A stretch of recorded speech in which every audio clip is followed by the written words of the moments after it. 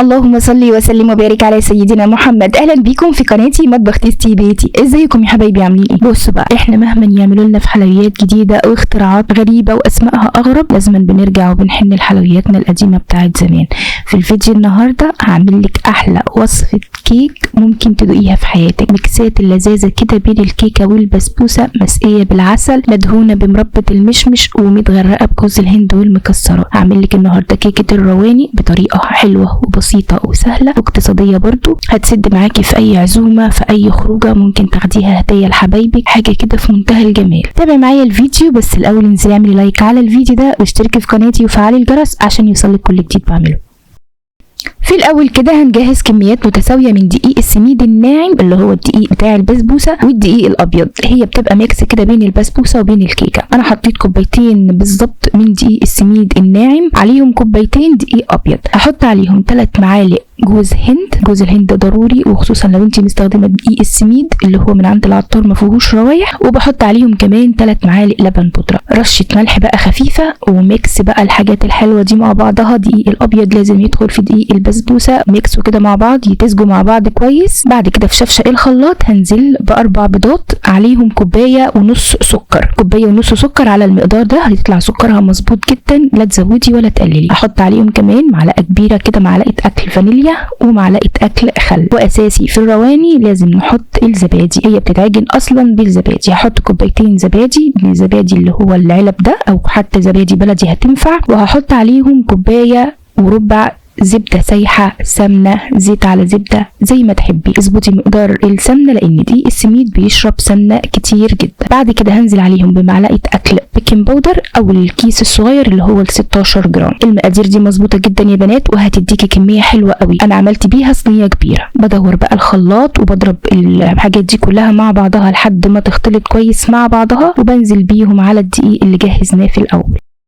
قلبي بقى الحاجات دي كلها مع بعضها، دقيق البسبوسه مع الدقيق الابيض، خليط البيض والزبده والسمنه والسكر اللي عملناه في الخلاط. بفضل اقلب كده في اتجاه واحد بمضرب سلك لحد ما احس ان الدقيق كله اتشرب بالزبادي والسمنه والبيض والسكر. قلبي كويس. انا شلت المضرب وجبت سباتولا عشان الم الدقيق اللي لازق تحت في البوله، وبقلب. الخليط تقيل معاكي، مش خليط الكيك اللي احنا عارفينه. بنزل عليهم بشويه ميه سخنه، هياخد معاكي المقدار ده كوبايه الا ربع ميه دافيه مش سخنه قوي. وبقلب لحد ما يظبط معايا خليط الكيك. خليط الكيك بتاع الرواني شبه خليط الكيك العادي، خفيف كده، مش تقيل قوي ومش مميمي قوي. انا حطيت كوبايه الا ربع على مرتين، وبقلب لحد ما اظبط قوام الكيك. بس كده احنا خلصنا، مفيش اسهل ولا ابسط من كده، ومقاديرها اكيد موجوده عندك في البيت. الصينيه اللي بنسوي فيها الرواني بدهنها بالسمنه وبتتعفر بالدقيق الابيض وكمان بجوز الهند، عشان هي الاساس بتاعها ريحه جوز الهند. فرش شويه جوز الهند كده في الصينيه من تحت عشان لما تستوي ريحتها تضرب في الكيكه كلها. بنزل بقى بخليط الكيك على الصينيه المدهونه دي، وبساوي بالسباتولا كده خفيف، خبطها خبطتين على الرخامه عشان اطلع منها اي هواء، وكمان عشان اوزعها على الصينيه كويس. وبدخلها الفرن على درجه حراره 180 زي اي كيكه. في الرف اللي في النص بتبقي فاتحه المروحه، لو الفرن بتاعك فيه مروحه بتاخد 45 دقيقه وبتستوي معاكي. على ما تطلع الكيكه من الفرن هكون بجهز لها انا الشربات بتاعها اللي هتتسقي بيه. بحط كوبايتين سكر على كوبايتين ميه، وبحط لهم نص معلقه عسل جلوكوز لو موجود عندك، بيخلي العسل يلف معايا ويستوي بسرعه. ولو مش عندك ممكن تحطي شويه عسل نحل.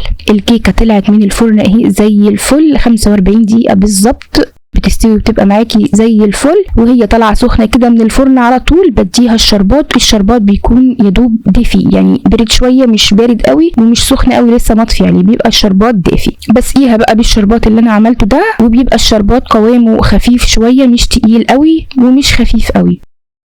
وبسقيها بقى لحد ما احس ان هي اتشبعت معايا بالعسل كده. اديها لحد ما تتشبع كلها. هي ما خدتش معايا العسل كله برضه، انا سبت منه شويه، يعني ما خدتش كوبايتين السكر وكوبايتين الميه، خدت حوالي كوبايه ونص كده. وبسيبها دقيقتين 3 كده تستهدى وتشرب العسل بتاعها. وبعد كده بديها مربى المشمش. ادهني وش الكيك بمربى المشمش، بتفرق جدا في طعمها، هي حاجه رمضاني قوي كده، مشمش وجوز الهند. وبدهن الوش، بغرق الوش بتاعها، بخلي فيه طبقه من مربى المشمش كده واقفه على وش الكيك. ادهنيها كويس وشبعيها، وبعد كده بديها رشه جوز الهند. ممكن تقطعيها وتحطي على كل قطعة رشة صغيرة، ممكن ترشي الوش كله زي انا ما بعمل كده. في الحالتين هي طعمها وريحتها خرافية، حاجة كده بسيطة وسهلة ورمضانية تنفع معاكي قوي لرمضان. ريحة مشمش وجوز الهند والحاجات بتاعت رمضان الحلوة دي. قطعيها بقى حسب ما انت عايزة. الصينية دي كبيرة، دي تقريبا 30 في 40 اللي هي النص صاج. طلعت معايا عدد قطع حلوة قوي من كوبايتين دقيق وكوبايتين سميد. مقادير بسيطة يا بنات، وشوفي رمت معاكي كمية قد ايه. بعد ما بتقطعيها بقى ممكن تزوقيها. انا زوقتها بالكريز الاحمر ده، ممكن تزوقيها بالمكسرات. انا حطيت الكريز الاحمر وحطيت كمان شوية كده من الفستق الاخضر. حطي اللي انت عايزاه، هي كده من غير اي حاجة حلوة جدا، مش محتاجة. قولي لي بقى في حاجة اسهل ولا اجمل من كده؟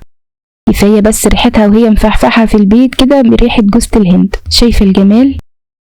احفظ الوصفة دي عندك لرمضان، هتنفعك جدا. لو حد جايلك على غفلة كده في ثواني هتكون جاهزة معاكي.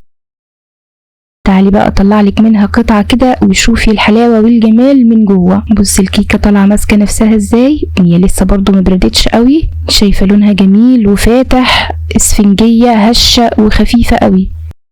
والعسل طبعا ما اقولكيش، هي مدهونه من فوق شاربه مربى وعسل، ومن تحت العسل منغنغ فيها كانها حته بسبوسه بالظبط. احلى كمان من البسبوسه وانعم واخف. شايفين يا بنات العسل من تحت عامل ازاي، ومن فوق بقى طبعا باين جوز الهند مغطيه عليه.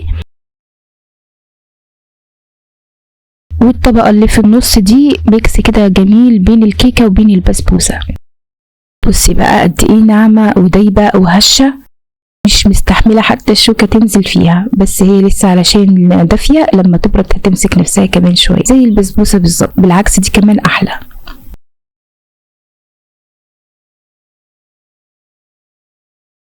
بس كده حبايبي، دي وصفة الفيديو بتاعتي النهاردة. يا رب الفيديو يكون عجبك. وصفة كيك الرواني دي جربيها، مضمونة جدا وهتنجح معاكي من أول مرة. أو جربتيها وعجبتك اكتبي لي رأيك في الكومنتات، وما تنسنيش بقى باللايك والشير وسبسكرايب وتفعيل زر الجرس للقناة لو محتوى قناتي بيعجبكم. والسلام عليكم ورحمة الله وبركاته.